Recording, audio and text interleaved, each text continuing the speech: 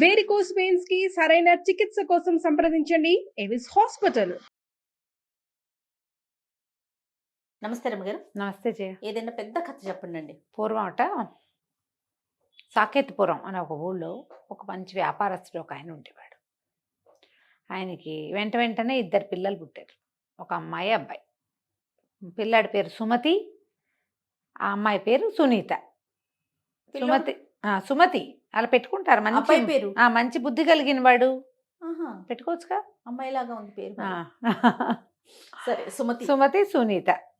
అయితే వీళ్ళిద్దరు కొంచెం పెద్దవాళ్ళు అయ్యాక ఆయనకి ఏదో అనారోగ్యం చేసింది. అసలు ఆ పిల్లాడుట కలిసే ఉండేవాళ్ళు, అన్నా చెల్లి. ఎప్పుడు ఎడబాయని జంటగా ఉండేవాళ్ళు, కలిసి ఆడుకునేవాళ్ళు, కలిసే పాఠశాలకు వెళ్ళేవాళ్ళు, ఏదైనా లెక్కలు డొక్కలు కూర్చుని కలిసే చేసేవాళ్ళు. అన్నం తినేటప్పుడు కూడా సెపరేట్గా కూర్చునేవాళ్ళు కాదు, క్లోజ్గానే ఉండేవాళ్ళు అన్నా చెల్లి. ఈ వ్యాపారస్తుడు కొంచెం పెద్దవాడు అయ్యాడు, ఆయనకి లేట్ ఏజ్లోనే పుట్టారు పిల్లలు. ఆయన ఏమన్నాడంటే, నాయన నాకు ఆరోగ్యం బాగుండలేదు, ఎప్పుడైనా చిటుక్కుని రాలిపోతానేమో, వాళ్ళంత సంపాదించాను, నేను ఇంత లేక కలగటం వల్ల పెద్దగా నీకు వ్యాపారం అవి నేనేం నేర్పలేదు, ఇంటి పట్టు నుండి చెల్లెలతో ఆడుకుంటూ గడిపేశావు, నాకేదైనా అయితే. పక్కనే శ్రీపురం అని ఇంకో నగరం ఉంది, ఆ నగరంలో లక్ష్మీగుప్తుడని నా స్నేహితుడున్నాడు, మరి అక్కడికి వెళ్ళు, నువ్వు వెళ్తే నీకు బిజినెస్ టాక్టిక్స్ అతను నేర్పిస్తాడు.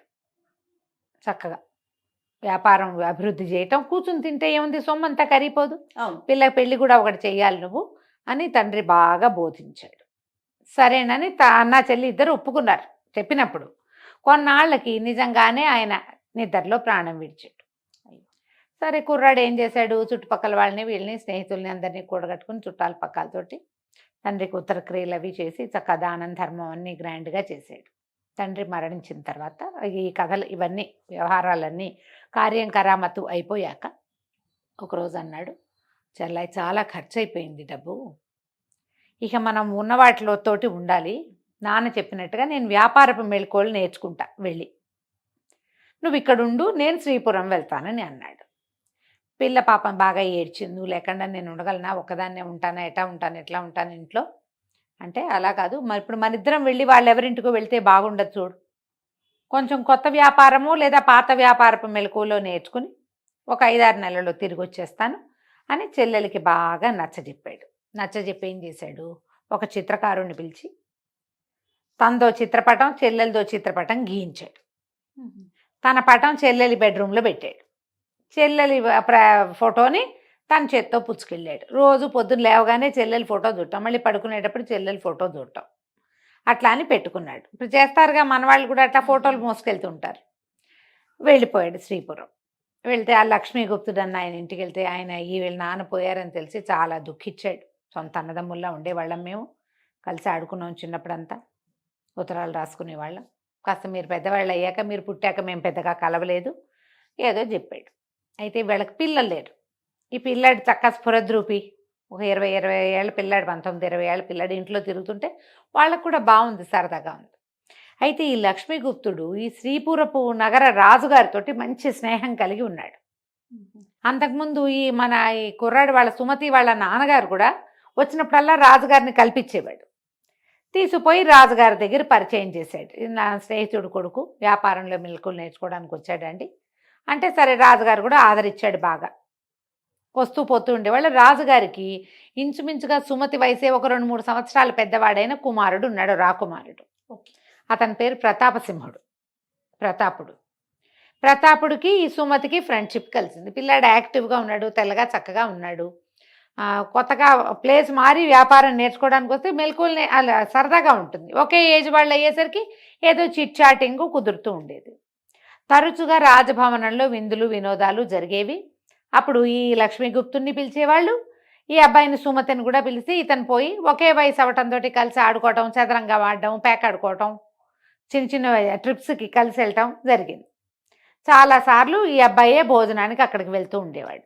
తర్వాత ఒకనాడు అన్నాడు లక్ష్మీగుప్తుడితో, తినానా, ఎప్పుడు మనం రాజకుమారుడు పిలుస్తున్నాడు, మనమే భోజనాలకు వెళ్తున్నాం, ఎప్పుడైనా మనం కూడా ఒకసారి భోజనాన్ని పిలిస్తే బాగుంటుంది, మనం ఇంట్లో కూడా ఏదైనా చిన్న భోజనానికి పెట్టి పిలుద్దాం అంటే ఆయన కూడా ఒప్పుకున్నాడు. సరే, ఒక రాజకుమారుడితోటి రాకపోక స్నేహము ఇవన్నీ కూడా మంచివే.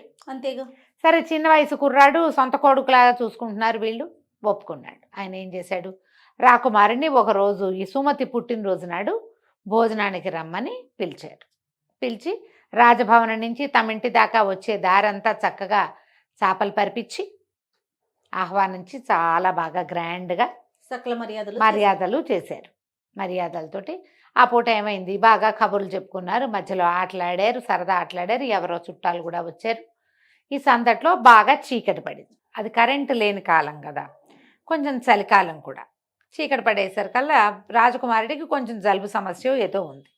ఈ చల్లగాలికి బయటికి వెళ్ళటం ఎందుకు, ఈ పూట ఇక్కడే పడుకుందు కానీ అని చెప్పి చెప్పారు. రాకుమారుడు కూడా ఒప్పుకున్నాడు. ఒప్పుకొని ఈ సుమతి గదిలోనే రాకుమారుడి పడక కూడా ఏర్పరిచారు. అది పెద్ద విశాలమైన గది. లక్ష్మీగుప్తుడు కూడా చాలా గొప్పగా డబ్బులున్నవాడు, చాలా పెద్ద వ్యాపారస్తుడు. ఆ కాలంలో వ్యాపారస్తులు రాజులు స్నేహంగా ఉండేవాళ్ళు. మనం చాలా కథల్లో చూస్తాం, అది రాకపోకలు ఉండేవి. అయితే ఈ గదిలోకి వెళ్ళిన తర్వాత పడకలు అరేంజ్ చేశారు. పడుకునేటప్పుడు సుమతి 2 నిమిషాలు వెళ్ళి తన చెల్లెలి చిత్రపటం దగ్గర నిలబడ్డాడు. అట్లా అలవాటు, రోజు ఆ ఫోటో చూసి అప్పుడు వచ్చి పడుకున్నాడు. అదే సమయంలో ఈ ప్రతాపసింహుడు కూడా ఆ ఫోటోను చూశాడు. బాగుందో అమ్మాయి, ఆశ్చర్యపోయాడు. కొంచెం మొహం కామ్గా పెట్టుకున్నాడు. అయితే మర్నాడు పొద్దున్న లేచి బయలుదేరేటప్పుడు ముభావంగా ఉన్నాడు. మర్నాడు పొద్దున కూడా అతను చూశాడు. నిద్ర లేవగానే సుమతి వెళ్ళి ఆ ఫోటో దగ్గర నుంచోటం, ఆ ఫోటో మీద దృష్టి పడింది బాగా. చాలా అందంగా, అంత సౌందర్యవతితో వీడికి స్నేహం ఉండి నాకు చెప్పలేదనిపించింది.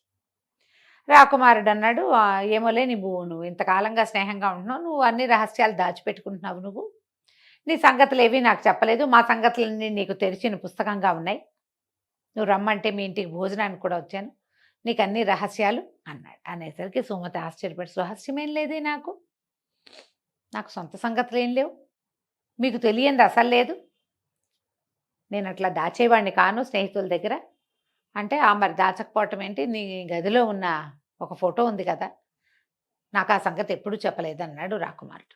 అనేసరికి ఎందుకు చెప్పలేదు, నేను నీకు చెప్పాను, నాకు ఒక చెల్లెలు ఉంది సునీత, నేను ఊర్లో వదిలిపెట్టి వచ్చాను, చెప్పే కదా, సునీతే ఈ పటంలో ఉంది అనగానే ఇతనికి అంతకుముందు ఏమనిపించింది, ఎవరో సౌందర్యవతి ఫోటో వీడికి స్నేహితురాలై ఉంటుందని అనిపించింది.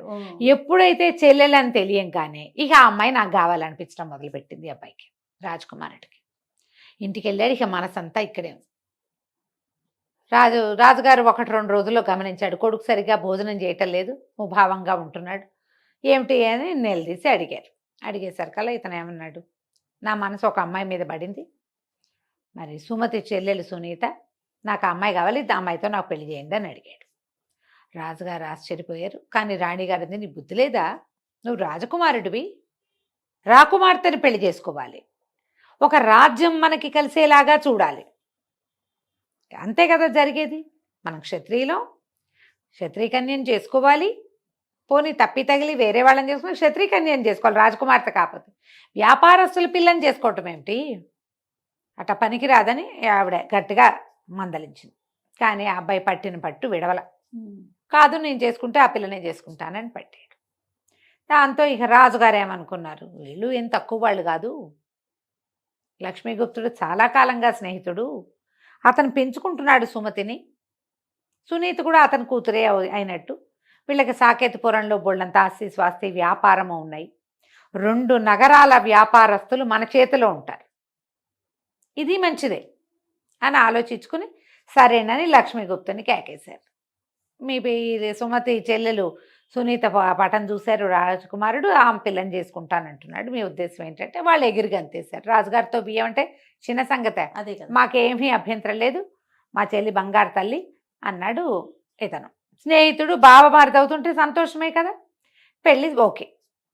సరే, అయితే ఏమైంది, వీళ్ళకి రాజుగారికి కొంచెం ఒక యంగ్స్టర్ మంత్రి ఒక అతను ఉన్నాడు, యంగ్ వాడు, రాజకుమారుడి కంటే కొంచెం పెద్దవాడు, నాగమనాయకుడు అతని పేరు, నాగులు అని పిలిచేవాళ్ళు.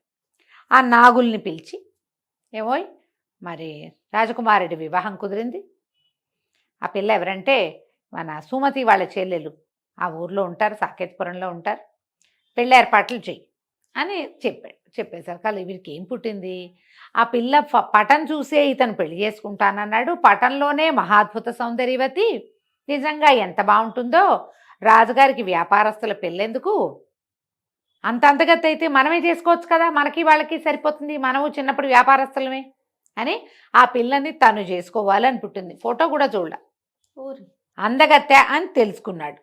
పిల్ల అందమైంది, అందుకే ఈ అబ్బాయి పడ్డాడు. ఏమన్నాడు, అదేంటండి మనం అట్లా చేసుకోవటము, నేను ఈ సాకేతపురంలో మీరు కోడలుగా చేసుకుందాం అనుకుంటున్న పిల్లకి చాలామంది ప్రియులు ఉన్నట్టు నాకు వార్త ఉందండి అన్నాడు. అనేసరికి రాజుగారు తోక తొక్కిన తాచలాగా లేచాడు. అవురవురా, ఇలాంటి పిల్లని మాకు అంటగడదామని చూస్తున్నారా వీళ్ళు అని వెంటనే లక్ష్మీగుప్తుడికి, ఆ అబ్బాయికి, ఆ సుమతికి కబురు చేశాడు. వాళ్ళు రాగానే ఈయన చెర పోట్లాడాడు.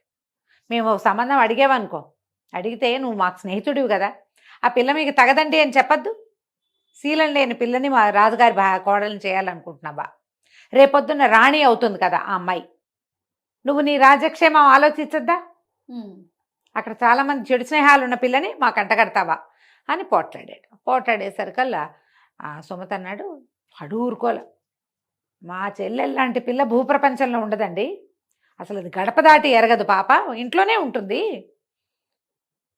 అసలు స్నేహాలు ఏమిటి, నాతో తప్పిస్తే ఇంకొక మగపిల్లవాడితో మాట్లాడిన దాఖలాలు లేవు, మా నాన్న చాలా జాగ్రత్తగా కట్టుబడిగా పెంచాడు, నేను ఈ ఊరు వస్తూ ఒక ముసలి దాసిని ఏర్పరిచాను, సమస్తమైన వ్యవహారాలు దాసి చక్కబెడుతుంది, కానీ మా చెల్లెలు బయటికి కూడా వెళ్ళదు, మా దగ్గర పనిచేసే వాళ్ళు ఎవరు మా ఇంటికి రారు, బంధువర్గంలో పెద్దవాళ్ళు ఆడవాళ్ళు తప్పిస్తే ఇంకోళ్ళు మా గడప తొక్కరు, నేను చాలా ఏర్పరిచి వచ్చాను, అసలు మా ఇళ్లలో అలాంటి పద్ధతి లేదు, మా అమ్మాయి చాలా మంచిది, ఒకవేళ మీరన్నట్టు మా చెల్లెలు శీలం లేనిది దాన్ని మీరు చెప్పించగలిగారంటే ఎవరితోటైనా తలెస్తాను నేను, నాకు మీరు చిత్రవధ చేయండి, నన్ను మీరు నా తల నరికేసేయచ్చు, మీరు ఏమనాలి దాన్ని, ఉరిశిక్ష అనకూడదు, ఇంకొకటి తల నరికేయటమే అని గట్టిగా పోట్లాడాడు.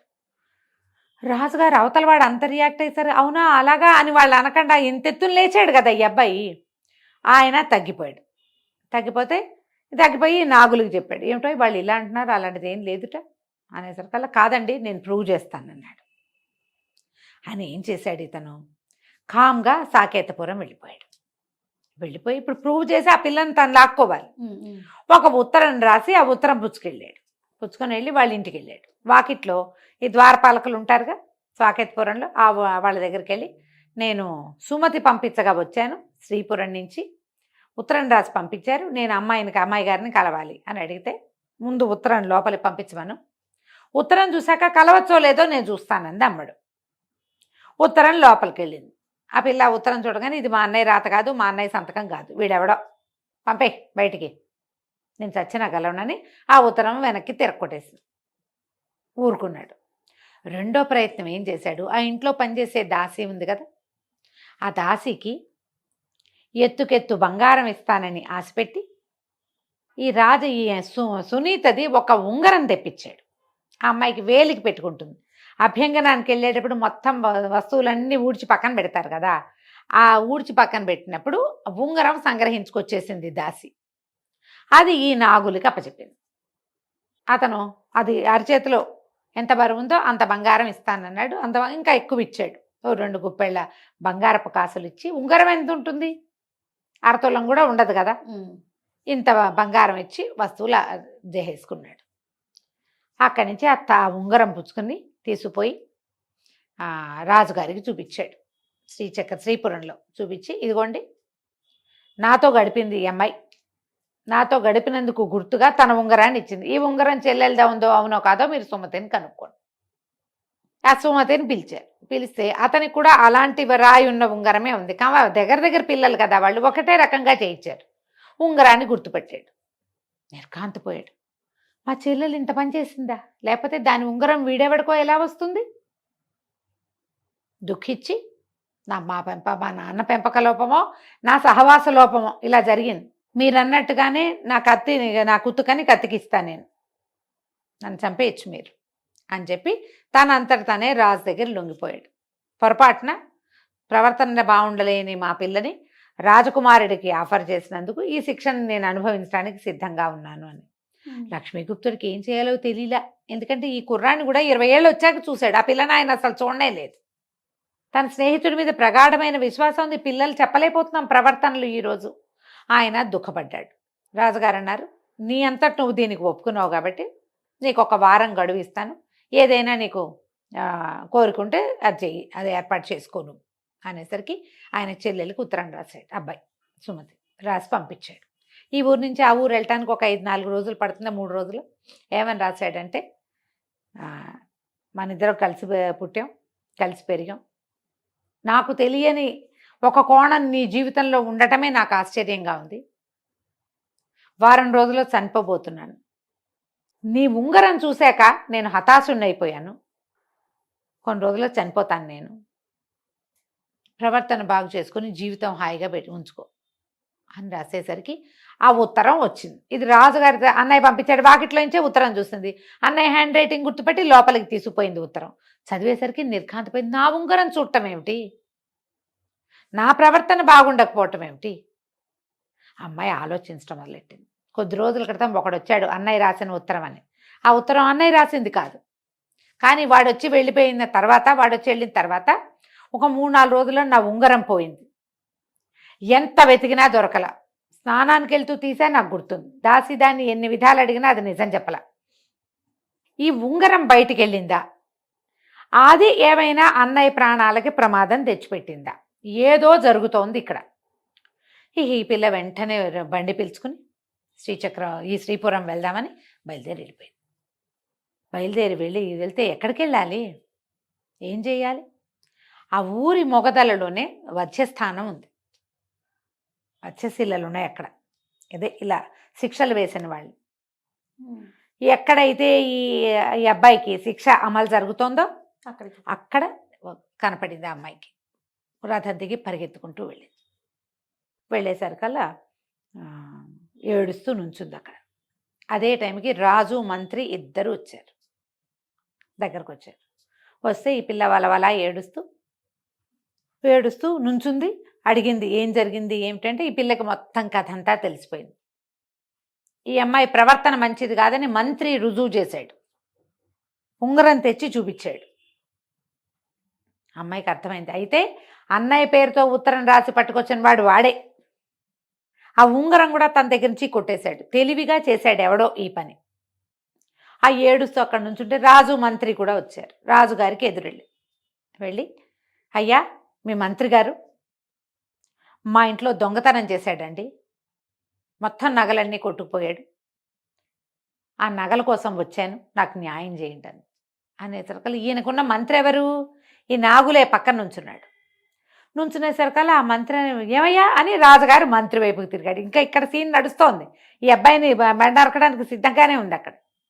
ఏమయ్యా అని మంత్రి వైపు తిరిగేసరికి మంత్రి అన్నాడు, ఇంకా నయం, అసలు ఈవిడెవరండి, నేను ఎప్పుడూ చూడలేదు జీవితంలో. వీళ్ళింటికి నేను వెళ్ళటం ఏంటి, వాళ్ళ బంగారం నేను దొంగిలించడం ఏంటండి, అది ఎవరితో కూడా నాకు తెలీదు, నేను కంటితో కూడా చూడలేదన్నాడు. ఈ అమ్మాయి వెంటనే అడిగింది, మరి కంటితో చూడని నాతో నువ్వు స్పెండ్ చేసావు, నేను నీకు ఉంగరం కూడా ఇచ్చే కదా, మరి నన్ను కంటితో కూడా చూడలా నువ్వు, కానీ నా ఉంగరం మాత్రం నీ దగ్గరకు వచ్చింది, ఎలా వచ్చిందో చెప్పు అని అడిగి. రాజు ఆశ్చర్యపడి ఉంగరం ఏమిటన్నాడు. అని ఎవరమ్మా నువ్వు అన్నాడు. మీ మంత్రి గారు తిరుగుపోతాను ముద్రేసిన సునీతనండి, ఈ సుమతి చెల్లెల్ని. ఇతను ఎవరో కూడా నేను చూడలేదు. నా ఉంగరం సంపాదించి ఒట్టి ఉంగరపు గుర్తు మీద నన్ను తిరిగిపోతం చేశాడు, మా అన్నని చావుకు తీసుకొచ్చాడు, సమాధానం కావాలి నాకు దీనికి అని అడిగేసరికల్లా రాజు మంత్రికి వస్తే మంత్రి మొహం తెలాపోయింది. రాజుగారు చాచి కొట్టాడు. ఏం జరిగింది, ఏం చేసావు నువ్వు, ఎందుకు ఇలా జరుగుతావు అనేసరికి బయటపడిపోయింది. ఈ నాగులు ఎవరిని నమ్మల. అతను ఏం చేశాడు, తనే స్వయంగా ఎవరికీ తెలియకుండా, మూడో కంటి వాడికి తెలియకుండా ఇది చేద్దాం అనుకున్నాడు. ఈ పిల్ల అక్కడే ఉండిపోతుంది చల్లగా. తను ఎప్పుడో వెళ్ళి మీ అన్నయ్య స్నేహితుడిని రాజుగారు అన్యాయంగా ఉరి తీశాడని పిల్లని పెళ్లి చేసుకొచ్చేద్దాం అనుకున్నాడు. ఇంకో రకంగా నరుకు రావచ్చని భావించి ఈ పని చేశాడు. అది ఇతన్ని ఉరిదీస్తారని అతను నమ్మల, అనుకోలా. కానీ అలా జరిపోయింది. పోయింది. వీళ్ళు లేకపోతే ఏమిటి, మనకు అందమైన పిల్ల కావాలి. రాజుగారికి వెంటనే జరిగిందంతా తెలిసిపోయింది. తెలియగానే ఆయన ఏం చేశాడు, ముందు అతన్ని దీని నుంచి తప్పించండి, వధ్యస్థానం నుంచి అని వధ్యస్థానం నుంచి తప్పించారు. ఆయన పదే పదే క్షమాపణలు చెప్పుకున్నాడు. మంత్రి మాట విని ఇంత పొరపాటు చేశాం, ఉంగరం చూసేసరికల్లా నేను అనుమానపడ్డాను, నిన్ను కూడా నేను నమ్మించానని ఎన్నో పరిపరి విధాలుగా సారీ చెప్పారు. నాగుల్ని బురి తీశారు. అన్యాయంగా ఒక పరాయి ఊరి పిల్లని ఇలాగ కూలటగా ఈ దేశం అంతా ప్రచారం చేశాడు కదా. ఇదేమో అక్కడ చాలామంది చేరారు, ఉరిదీయబడుతున్నాడు కదా, తను చంపబోతున్నారు, మొత్తం అందరికీ తెలిసిపోయింది. వీడే ఏదో చేశాడు, ఆ పిల్ల చాలా మంచిది అని. తర్వాత రాజుగారు మళ్ళీ వీళ్ళని సుమతిని సునీతని బతిమలాడుకుని లక్ష్మీగుప్తుడిని మధ్యలో పెట్టి మంచి మాట్లాడి చివరికి ప్రతాపసింహుడికిచ్చి ఆ అమ్మాయిని వివాహం చేసుకున్నారు. తర్వాత ఈ శ్రీపురానికి సునీతే భవిష్యత్ కాలంలో రాణి కూడా అయ్యింది. కథ కంచికి మనం ఇంటికి. బాగుంది రమ్మగారు. నమస్తే. నమస్తే జీ.